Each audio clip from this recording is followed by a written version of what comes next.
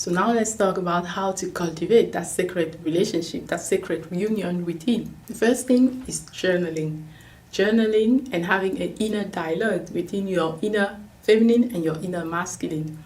What does she need to hear? What does he need to hear?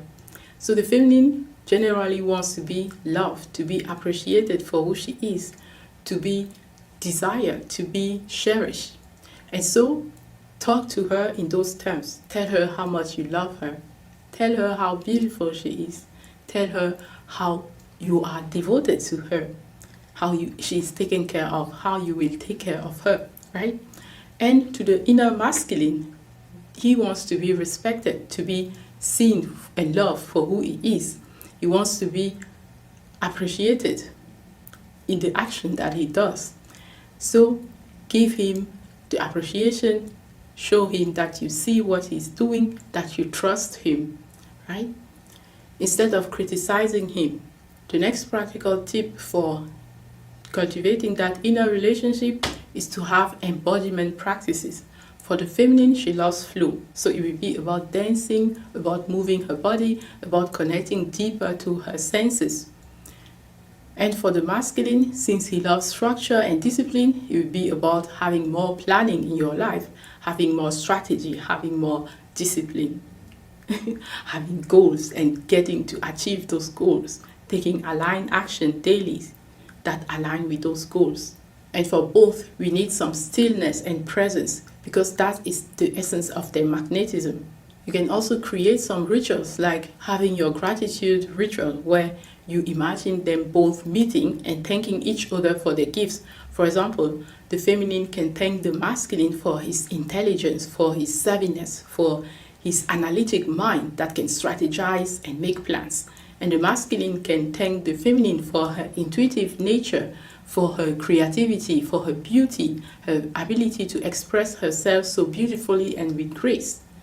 Those are aspects of yourself, but if we want to think in terms of masculine and feminine, then we can divide them like that. And so those two energies within you can talk to each other and love each other, recognize, acknowledge the gifts of each other, which in turn will help them feel valued. The next tip is to track imbalance.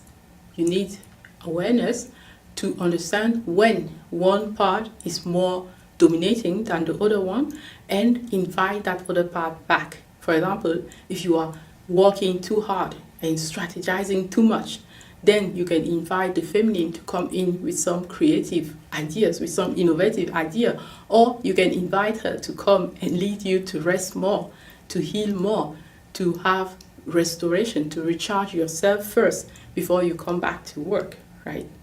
Or you can invite the feminine to bring on playfulness in your work, so that your work doesn't feel like work, but it feels like you are just playing, you are just enjoying what you are doing. You are giving your service of love to the world.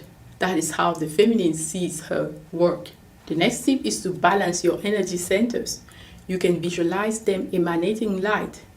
The masculine is represented by our solar plexus, and the feminine is represented by our sacral energy center. We can imagine those centers emanating light, right, and being in union in the heart center.